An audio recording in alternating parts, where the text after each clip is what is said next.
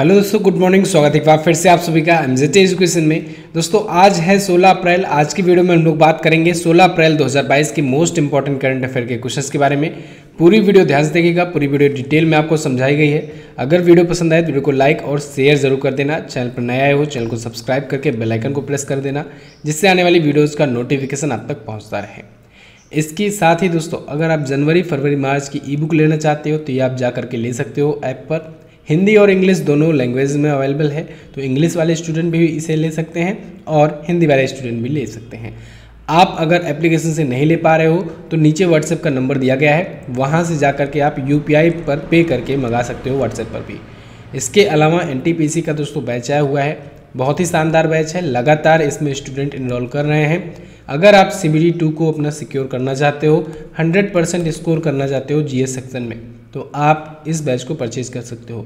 देखिए NTPC CBT2 का GS section जो है वो इस बार डिफरेंट है, बिल्कुल इसका सिलेबस अलग है और इसमें करंट अफेयर के हर एक पॉइंट्स को टच किया गया है। ऐसे में आपको एक स्पेशल तैयारी की ज़रूरत है। आप इस बैच को ज्वाइन कर सकते हैं। मैथ और रीजनिंग, अगर आप CBT1 तैयार करके आए हो तो मैथ और रीजनिंग तो आपके ऊपर है, वो तो आपका प्रिपरेशन होगा ही, सिर्फ आपको उसमें प्रैक्टिस की ज़रूरत है। GS सेक्शन अगर आप मजबूत कर लेते हो तो आप CBT2 आराम से क्वालिफाई कर ले जाओगे। तो MZT ऐप पर ये अवेलेबल है, आप गूगल प्ले स्टोर से इसे डाउनलोड करिए। चलिए अब बात करते हैं दोस्तों कल के दिन के क्वेश्चंस की, कहीं आप इसे भूल न जाओ। रिवीजन कर लेते हैं क्विकली। 14 अप्रैल को 3 महत्वपूर्ण दिवस मनाए गए। भीमराव अम्बेडकर जयंती मनाई गई, महावीर जयंती मनाई गई और विश्व चगास रोग दिवस मनाया गया। नीदरलैंड FIH जूनियर महिला हॉकी विश्व कप 2022 जीत लिया है और नरेंद्र मोदी जी को पहला लता दीनानाथ मंगेशकर पुरस्कार से सम्मानित किया गया। ऑस्ट्रेलिया ने 2026 में राष्ट्रमंडल खेलों के आयोजन करने की घोषणा करी, यानी 2026 का कॉमनवेल्थ गेम ऑस्ट्रेलिया में खेला जाएगा। इकबाल सिंह लालपुरा ये एक बार फिर से राष्ट्रीय अल्पसंख्यक आयोग के अध्यक्ष नियुक्त किए गए हैं। और वहीं अमित शाह जी, जो कि केंद्रीय गृह मंत्री और केंद्रीय सहकारिता मंत्रालय के मंत्री हैं, इन्होंने अभी नई दिल्ली में अमृत समागम सम्मेलन का उद्घाटन किया। इसके अलावा BPCL यानी भारत पेट्रोलियम कॉर्पोरेशन लिमिटेड ने डिजिटल परिवर्तनों को बढ़ावा देने के लिए माइक्रोसॉफ्ट के साथ साझेदारी की हुई है। इसके लिए ये क्लाउड कंप्यूटिंग वाली सर्विस देगा माइक्रोसॉफ्ट BPCL को। अभी पहला खेलो इंडिया नेशनल रैंकिंग महिला तीरंदाजी टूर्नामेंट दोस्तों ये झारखंड के जमशेदपुर में टाटा प्लांट में आयोजित करा गया। ADB यानी एशियन डेवलपमेंट बैंक ने $2 मिलियन के ऋण देने को मंजूर किया है नागालैंड को। तो शहरी विकास का समर्थन करने के लिए ये लोन दिया जाएगा। फिलीपींस में टाइफून मैगी आया हुआ है। टाइफून मैगी लगातार वहाँ पर तबाही मचा रहा है। तो ये तो थे कल के दिन के टॉप 10 क्वेश्चन जिनका आपने क्विकली किया रिवीजन बहुत ज़रूरी है, समय समय पर आप रिवीजन करते रहा करो। डेली अगर आप वीडियो देखोगे तो मेरी गारंटी है आपका एक भी क्वेश्चन छूटेगा नहीं, पूरा अच्छे से सब याद होता जाएगा। क्वेश्चन ऑफ द डे में भी मैंने आपसे 2 क्वेश्चन पूछे हुए थे। G20 सम्मेलन का कौन सा संस्करण आयोजित होगा इस बार, तो 17वां होगा। असहयोग आंदोलन 1920 में शुरू हुआ था। ठीक है, तो इन दोनों क्वेश्चंस के बारे में बहुत सारे स्टूडेंट ने डिटेल में आंसर किया था। आप ऐसे ही डिटेल्स के साथ आंसर किया करो। चलिए अब शुरू करते हैं आज के दिन के शानदार करंट अफेयर को। आज का पहला क्वेश्चन, हाल ही में कहाँ पर प्रधानमंत्री नरेंद्र मोदी ने प्रधानमंत्री संग्रहालय का उद्घाटन किया? तो प्रधानमंत्री संग्रहालय दोस्तों ये नई दिल्ली में खोला गया है। प्रधानमंत्री संग्रहालय का उद्घाटन अभी वर्तमान में जो हमारे प्राइम मिनिस्टर है नरेंद्र मोदी जी, इन्होंने किया हुआ है। इस म्यूजियम में है क्या? इस म्यूजियम में दोस्तों आज़ादी से लेकर के आज तक जो भी प्राइम मिनिस्टर्स हुए हैं भारत के, उन प्राइम मिनिस्टर के टाइम पर क्या क्या चीज़ें हुई हैं, क्या क्या अचीवमेंट हासिल हुई हैं भारत को, इन सब को यहाँ पर प्रदर्शित किया गया है। बहुत ही यूनिक म्यूजियम है और इसमें दोस्तों डिजिटलाइजेशन को भी बढ़ावा दिया गया है। इसमें वर्चुअल रियलिटी और उसके बाद वीडियो, बहुत सारे टाइप से आप जा कर के सभी मंत्रियों के सभी प्रधानमंत्रियों के टाइम पर अचीवमेंट्स को देख सकते हैं। भारत ने क्या क्या उपलब्धियां हासिल की इसको देख सकते हैं। प्राइम मिनिस्टर नरेंद्र मोदी जी ने इस पर संबोधन देते हुए बहुत अच्छी बात कही कि भारत के जितने भी प्रधानमंत्री हुए हैं सभी ने भारत के देश के लिए कुछ न कुछ जरूर योगदान दिया हुआ है, कुछ न कुछ जरूर भारत के लिए किया हुआ है, जिसकी वजह से आज भारत यहाँ पर है। आप यहीं पर देखोगे पड़ोसी मुल्क में एक ऐसा देश है जहाँ पर अभी तक किसी भी प्रधानमंत्री ने अपना कार्यकाल ही नहीं पूरा किया हुआ है। या तो वो हटा दिए गए, या तो वो मार दिए गए, या तो दोस्तों उन पर अविश्वास प्रस्ताव ला करके हटा दिया गया है।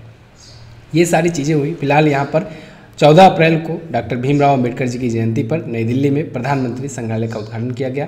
इसका मेन पर्पज़ यही है कि लोग ये जान सके कि हमारे पूर्व प्रधानमंत्रियों ने क्या क्या देश के लिए किया हुआ है, और इससे एनकरेज होकर के आगे आने वाले जो प्राइम मिनिस्टर हैं वो भी, और आगे आने वाले जो भी युवा नेता हैं या व्यक्ति हैं वो भी इंस्पायर होकर के कुछ देश के हित में कार्य कर सकें।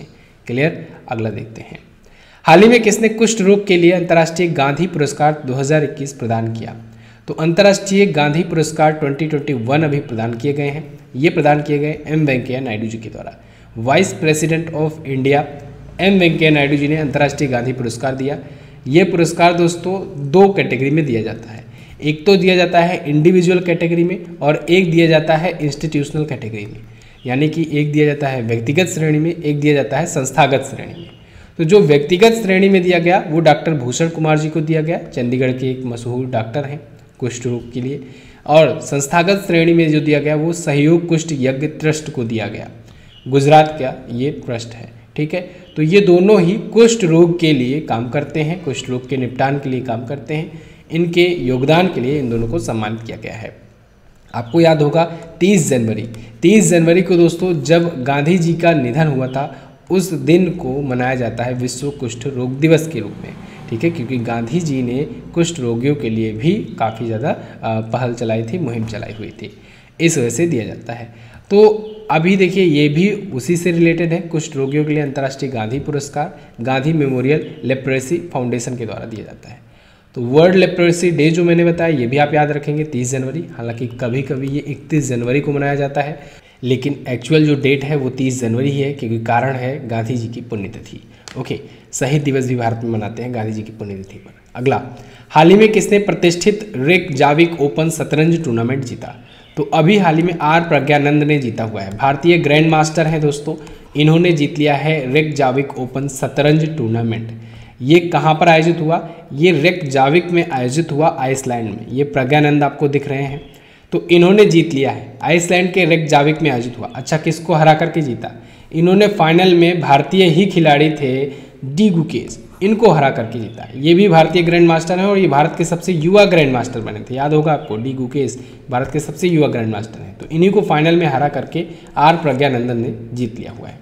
अभी कुछ दिन पहले न्यूज़ आई थी कि आर प्रज्ञानंदन ने दोस्तों दुनिया के सबसे जो महान जो चेस के शतरंज के खिलाड़ी हैं मैग्नस कार्लसन, नॉर्वे के रहने वाले हैं, उनको हरा दिया था। तो ये भी बड़ी उपलब्धि है इनकी। फिलहाल डी गुकेश सबसे कम उम्र के भारतीय ग्रैंड मास्टर हैं। ठीक है, ग्रैंड मास्टर हैं। इसके अलावा अगर पूछा जाए दुनिया के सबसे कम उम्र के ग्रैंड मास्टर, तो आप बताएंगे अभिनव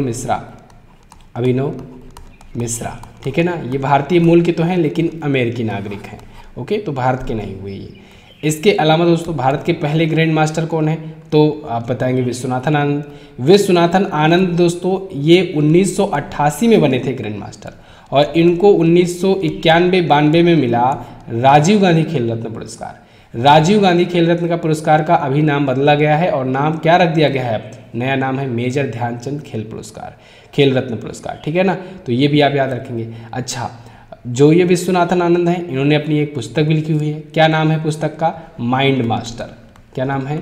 माइंड मास्टर। पूछा जाएगा जरूर, इसको याद रखना है आपको। ठीक है ना। चलो आगे देखते हैं। अगला क्वेश्चन, हाल ही में किस राज्य सरकार ने हिम प्रहरी योजना शुरू की? तो हिम प्रहरी योजना शुरू करी हुई है उत्तराखंड राज्य सरकार ने। पूरी तरीके से कहेंगे नहीं कि शुरू हो चुकी है, क्योंकि अभी तक ये अप्रूवल मांग रहे हैं केंद्र सरकार से। इसमें केंद्र सरकार की सहभागिता भी होगी, हेल्प जरूरी होगी। तो केंद्र सरकार के सहयोग से उत्तराखंड में हिम प्रहरी योजना शुरू की जाएगी। ये योजना क्या है समझिए इसको। देखिए दोस्तों, बॉर्डर एरिया में, क्योंकि उत्तराखंड आप देखोगे ये एक ऐसा राज्य है जो बॉर्डर अपना शेयर करता है नेपाल से भी और चाइना से भी। तो यहाँ पर क्या होगा कि पूर्व सैनिक और युवाओं के लिए एक योजना ये इसलिए तैयार की गई है जिससे उनको बॉर्डर एरिया में बसाया जा सके। साथ ही साथ जो कुछ लोग पलायन कर जाते हैं, कुछ लोग प्रवास कर जाते हैं ना, मतलब प्रवास बोले तो जैसे वहाँ पर रह रहे हैं, वहाँ की मौसम, वहाँ के हालात, वहाँ की टेंशन को देखते हुए वो पलायन कर जाते हैं, दूसरी जगहों पर जाकर के रहने लगते हैं। तो वो पलायन को रोका जा सके।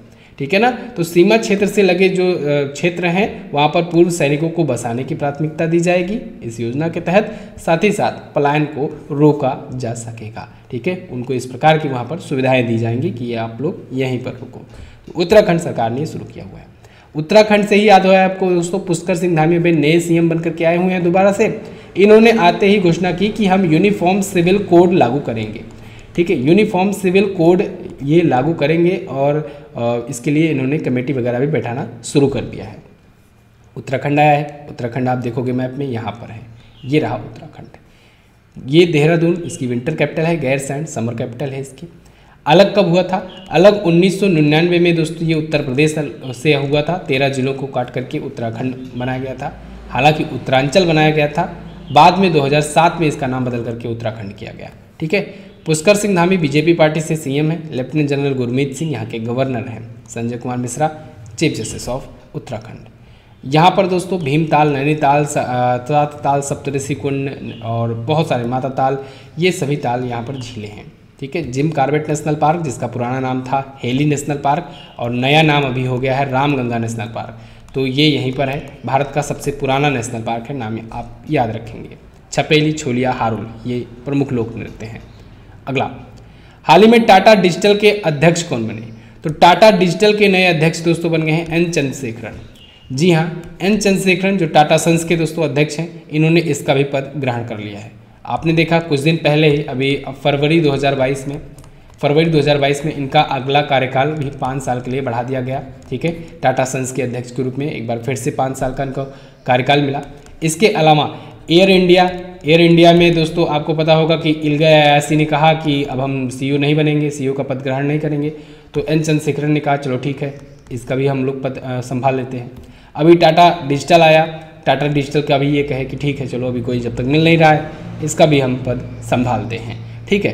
तो ये सारी चीज़ें हैं। अच्छा, टाटा डिजिटल जो है ये एक प्रकार से टाटा के डिजिटल सेवाओं के लिए होगा। अभी टाटा ने अपना एक एप्लीकेशन लॉन्च किया है, टाटा न्यू। अब टाटा न्यू जो है दोस्तों, ये क्या है? ये एक ऐसा ऐप है जिसमें सारी प्रकार की सुविधाएं, सारी प्रकार की सर्विसेज दे रहा है टाटा, और टाटा इसे सुपर ऐप कहकर प्रमोट कर रहा है, ठीक है। फैमिली है या न्यू पास, तो इस प्रकार से आप एडवर्टाइजमेंट भी अभी सुन रहे होंगे हाल फिलहाल में, ठीक है। फिलहाल एन चंद्रशेखरन के बारे में आप जान गए, मोस्ट सीनियर ये ऑफिसर हैं टाटा कंपनी के। टाटा डिजिटल के सीईओ के बारे में बात करें तो अभी सीईओ हैं प्रतीक पाल। अगला, न्यूजीलैंड क्रिकेट पुरस्कार 2022 में T20 international player of the year किसे चुना गया? तो न्यूजीलैंड क्रिकेट पुरस्कार 2022 की घोषणा हो चुकी है। हर बार की तरह इस बार भी न्यूजीलैंड में जो खिलाड़ी हैं, मेंस और वीमेंस दोनों को पुरस्कृत किया गया है, हर प्रकार के खिलाड़ियों को, ठीक है। कई प्रकार के इसमें अवार्ड दिए जाते हैं। तो इसमें T20 international player of the year का अवार्ड मिला है ट्रेंट बोल्ट को, जो कि बॉलर है, ठीक है ना, मेंस बॉलर, और सोफी डिवाइन को मिला हुआ है।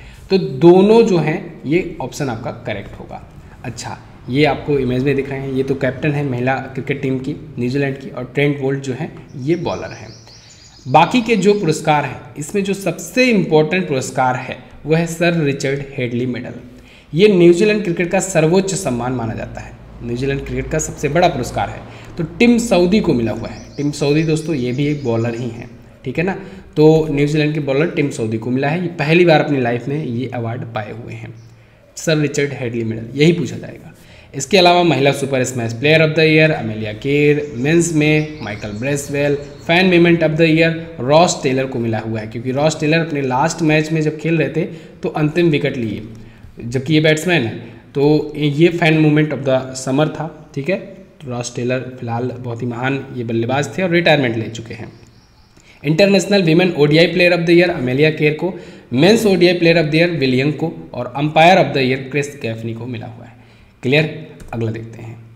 WTO ने वर्ष 2022 में वैश्विक व्यापार वृद्धि का अनुमान घटाकर कितना प्रतिशत किया है? तो WTO यानी वर्ल्ड ट्रेड ऑर्गेनाइजेशन ने 2022 में ग्लोबल जो ट्रेड ग्रोथ है उसका अपना अनुमान घटा दिया है। अब अनुमान घटा करके कर दिया है 3% का।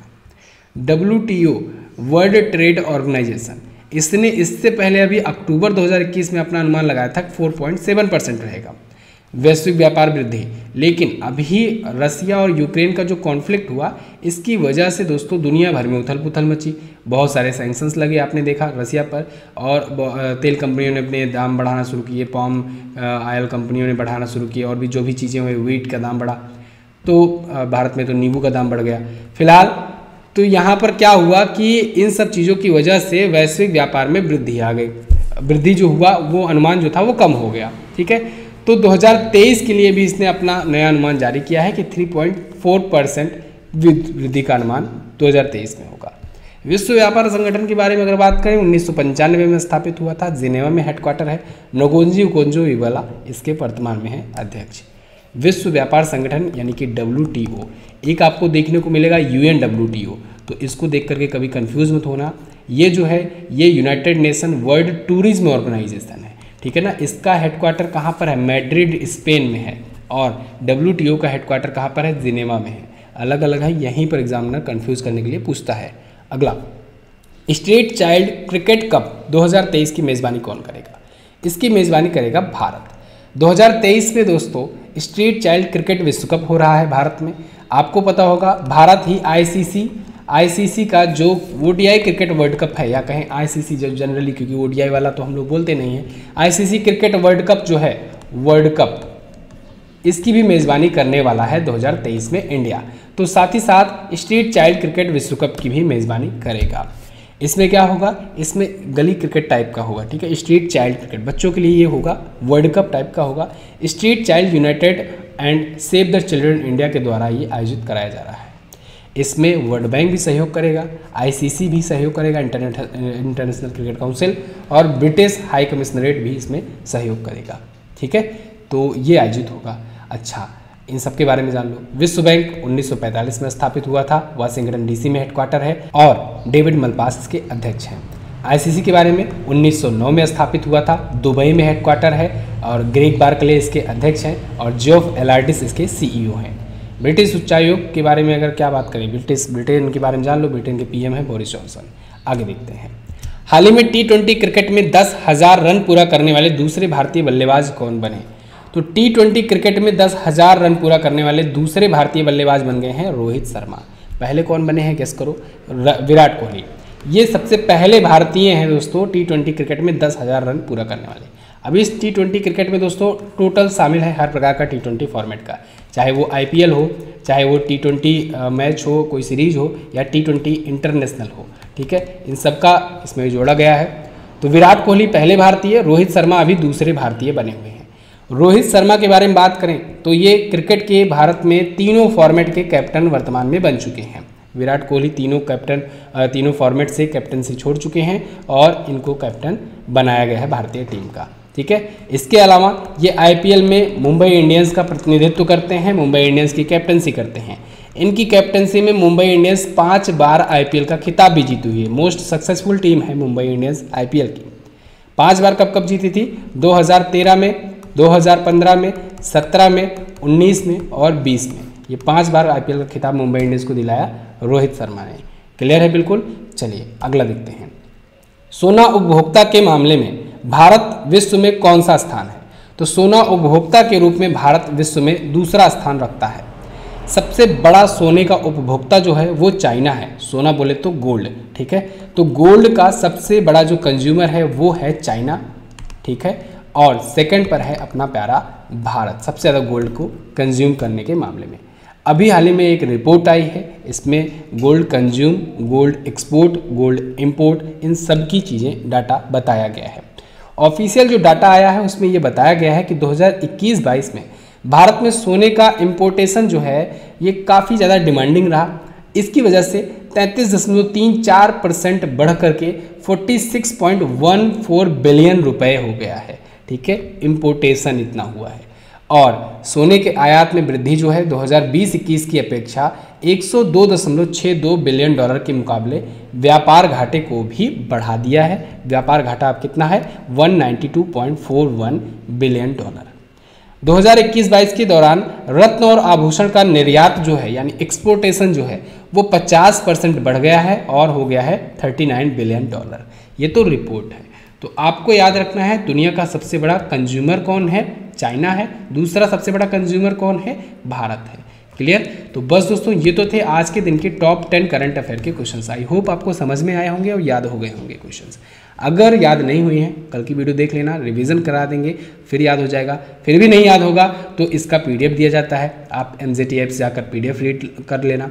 फिर भी नहीं याद होता है, क्विज दिया जाता है, क्विज सॉल्व कर लेना। उसके बाद भी अगर नहीं याद होता है तो टेलीग्राम पर 1 लाइनर दिया जाता है, उसको एक बार पढ़ लेना। फिर भी नहीं याद होता है तो क्या कर सकते हैं, आगे देखते हैं। क्वेश्चन ऑफ द डे, राष्ट्रमंडल की शुरुआत कब हुई? राष्ट्रमंडल जो खेल है उसकी शुरुआत कब हुई? एशियाई विकास बैंक का मुख्यालय कहाँ पर है? दोनों क्वेश्चन बहुत ही इजी हैं, दोनों के बारे में आप ज़्यादा से ज़्यादा जानकारियाँ लिख सकते हो। अच्छा, आज दोस्तों थोड़ा सा तबीयत अभी रिकवर कर रहे हैं, देख रहे हो आप, शाम वाली क्लास 2 दिन से नहीं ले पा रहे हैं डेली करंट अफेयर को, क्योंकि कोशिश हमारी रहती है कि कभी इसको बंद ना किया जाए, स्टॉप ना किया जाए, तो इस वजह से ये वाली तो क्लास लेनी पड़ रही है। तो हेल्थ इश्यूज़ की वजह से दोस्तों अभी आज रिवीजन भी नहीं हो पाएगा, राज्यों वाला जो रिवीजन है वो भी नहीं हो पाएगा, ठीक है। तो कल से करेंगे, कोई दिक्कत नहीं है, आराम से एक एक राज्य हम लोग जैसे तैयार करते चल रहे हैं वैसे तैयार करते चलेंगे। फिलहाल RRB NTPC CBT 2 का बैच ज्वाइन कीजिए, लगातार इसमें स्टूडेंट इनरोल कर रहे हैं। सबसे ज़्यादा प्रचलित बैच हो चुका है ये अपना, और GK GS plus current affair बहुत ही शानदार तरीके से इसमें कवर कराया जा रहा है। आप लोग जा करके देखो इसमें क्या क्या चीज़ें मिल रही हैं और आपका सिलेबस में क्या क्या है। सबसे बड़ी ज़रूरी बात है सिलेबस। आप सिलेबस को अब अगर नहीं लिखे हो तो अब तक अगर नहीं लिखे हो तो अब ज़रूर लिख लेना कि क्या क्या पूछा जाने वाला है आपसे, ठीक है। टॉपिक की लिस्ट बना लो, समय बहुत कम बचा हुआ है, डेट्स आनी शुरू हो चुकी हैं। लेवल 4 और लेवल 6 की डेट आ चुकी है, धीरे धीरे बाकी लेवल की लिस्ट डेट आ जाएगी, एग्जाम आपका होगा। Wish you very very all the best. MZT app पर आप सारी चीज़ें पा सकते हो। जाना है गूगल प्ले स्टोर पर, सर्च करके इसे डाउनलोड करना है, वीडियो कोर्स सेक्शन में जाना है, वहाँ से इस बैच पर जा करके आप पता कर सकते हैं। कोई भी डाउट हो, कोई भी इशू हो, जगह जगह ऐसे WhatsApp का आइकन बना हुआ है, इस पर क्लिक करना, पहुंचोगे आप WhatsApp पर, हमारे पास संपर्क कर लेना, पूछ लेना क्या क्या चीज़ें आपको मिल रही हैं इसमें। मिलते हैं अगली वीडियो में, तब तक के लिए नमस्कार, जय हिंद, वंदे मातरम।